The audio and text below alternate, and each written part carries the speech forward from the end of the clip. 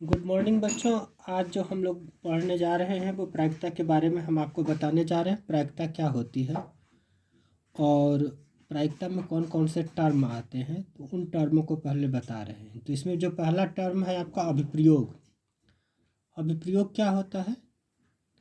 वह क्रिया जिसमें एक या एक से अधिक सुपरिभाषित परिमाण प्राप्त होते हैं उसे अभिप्रयोग कहते हैं।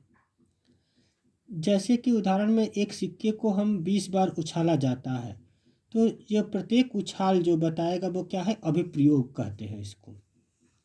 और इसमें चित्त आएगा या पट आएगा वो हमारा परिणाम कहलाता है।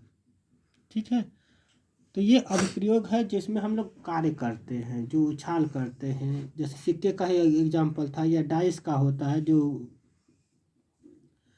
गोटी होती है डाइस की, तो 1 से लेकर 6 तक अंक आते हैं उसमें, तो वो जितनी बार उछाला जाएगा वो उसका अभिप्रयोग कहलाता है।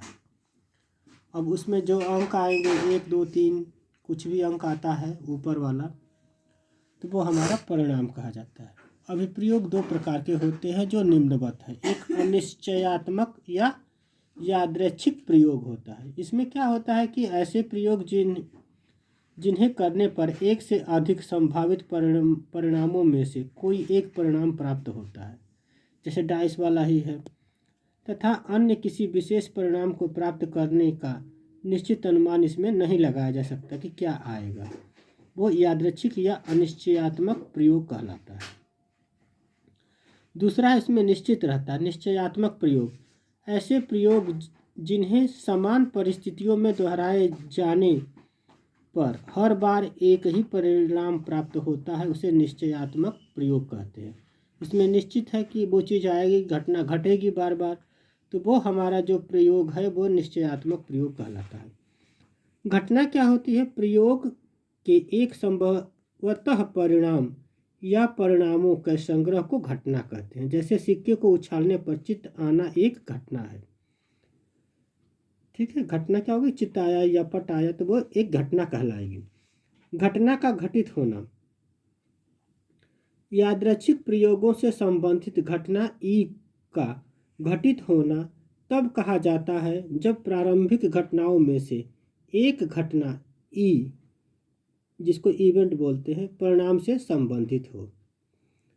मतलब कि जो प्रयोग किए जा रहे हैं उसमें घटना ई घटित होना है, तब कहा जाता है कि प्रारंभिक घटनाओं में से एक घटना उसी में से घटित हो रही है, वो परिणाम से संबंधित है, वो घटना घटित होना होता है।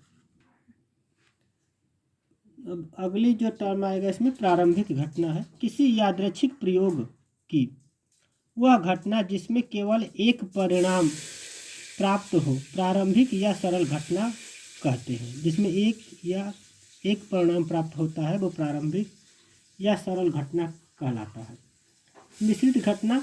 किसी यादृच्छिक प्रयोग से संबंधित ऐसी घटना जो कि 2 या 2 से अधिक सरल घटनाओं को मिलाने पर प्राप्त होती है, मिश्रित घटना कहलाती है। जैसे सिक्के है तो 2 सिक्के उछाल रहे हैं एक साथ, तो एक में क्या आएगा, हेड आएगा, दूसरे में टेल आएगा, तो ये घटना मिश्रित कहलाएगी। और जो प्रारंभिक है केवल हेड वाली है तो हेड आएगा या टेल आएगा, जिसमें निश्चित रहता है वो प्रारंभिक घटना कहलाती है। अब आते हैं प्रायोगिक प्रायिकता। प्रायिकता क्या हो गई? यदि यादृच्छिक प्रयोगों से संबंधित घटना क्या हो गई, ई है, तब घटना ई के घटित होने को प्रायोगिक या अनुभाविक प्रायिकता कहते हैं। घटना ई के घटित होने का प्रायोगिक अनुभाविक को अनुभाविक प्रायिकता कहते हैं, जो निम्नलिखित है। इसको पी से नोट किया जाता है। प्रायिकता को प्रोबेबिलिटी बोलते हैं, ई इवेंट हो जाएगा। तो अभिप्रयोगों की संख्या जिनमें घटना ई घटी है और कितने प्रयोग किए गए वो कुल संख्या, तो इसको हम NE/NS से भी डिनोट करते हैं, यानी कि P अनुकूल प्रकार और कुल प्रकार, कितने प्रकार की घटना घटित हुई। जैसे किसी महत्वपूर्ण बिंदु है कुछ, इसमें ये भी देखना है, किसी घटना के घटित होने की प्रायिकता सदैव 0 से 1 होती है, अर्थात 0 इज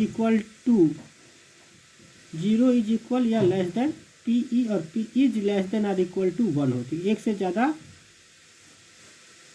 हो सकती है। यदि किसी घटना A की प्रायिकता 1 है, अर्थात PA बराबर 1, तब घटना A को निश्चित घटना कहते हैं। यदि किसी घटना का बी की प्रायिकता 0 है अर्थात पी बी बराबर 0, तब घटना को असंभव घटना कहते हैं। ये है। किसी प्रयोग के सभी संभव परिणामों की प्रायिकताओं का योगफल 1 होता है। जैसे कि इसमें दिया है अगले वाले टर्म में P E plus bracket P E नहीं, एक प्रोबेबिलिटी होगी और एक में नहीं होगी, तो दोनों का टोटल जो आएगा वो 1 आएगा। या इसको निकालेंगे पी ई बराबर 1 माइनस पी ई नहीं है, इस तरह से निकाल सकते हैं। किसी घटना के अनुभाविक प्रायोगिक प्रायिकता कभी भी ऋणात्मक नहीं हो सकती। अब प्रश्नावली जो है इसी पर आधारित है हमारी 15.1। तो इसका पहला सवाल हम बता रहे हैं जो इस प्रकार है। जैसे दिया है कि एक क्रिकेट मैच में एक महिला बल्लेबाज खेली गई 30 गेंदों में 6 बार चौका मारती है। तो अब ये पूछ रहा है कि चौका न मारे जाने की प्रायिकता ज्ञात कीजिए। तो इसको हम लोग कैसे ज्ञात करेंगे, इसका हल देखिए। महिला बल्लेबाज जो है 30 गेंद खेलती है, यानी कि जो अभिप्रयोगों की कुल संख्या NS बराबर है वो क्या हो गई, 30 हो गई। अभिप्रयोग क्या होगा, 30 गेंद खेलती है और चौका मारने की संख्या उसकी 6 है। तो अब न मारने वाले के लिए क्या करेंगे, चौका न मारने की संख्या NE घटना हो जाएगी, वो 30 में से 6 घटा देंगे तो 24 हो जाएगा। अतः चौका न मारने की प्रायिकता PE बराबर NE अपॉन NS हो जाएगा, जो 24/30 होगा।